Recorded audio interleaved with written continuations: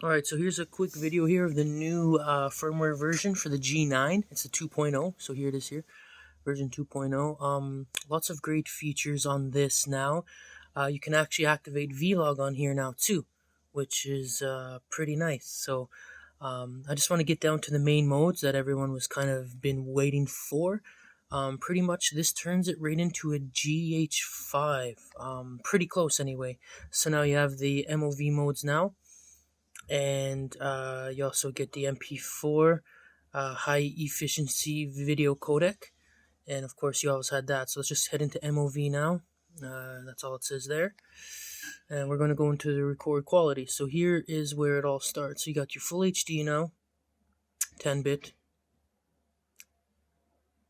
and then full HD again, 8-bit at 60 frames a second, but you also get full HD 10-bit at 60 frames a second as well.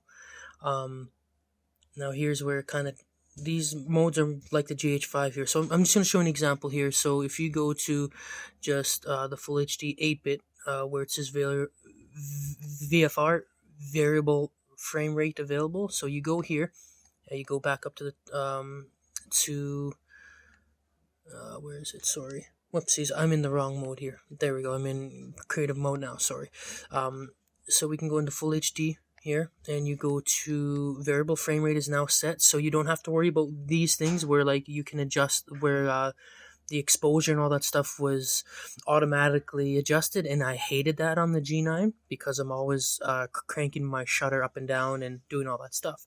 So this you don't have to use this anymore to get that 180 frames. Now you can actually go to variable frame rate and set it now, just like the GH5, all the way up to 180 frames a second. So that's a really good feature about the GH5, or about this G9 now. So let's go back to the other recording modes, and we'll go straight to the top. So now you can actually do 4K 60 10-bit as well. So it just says high log available, only HDMI. So if you have HDMI and you want to go externally, you'll get 4K 60 10-bit. And here's just some of the other modes here.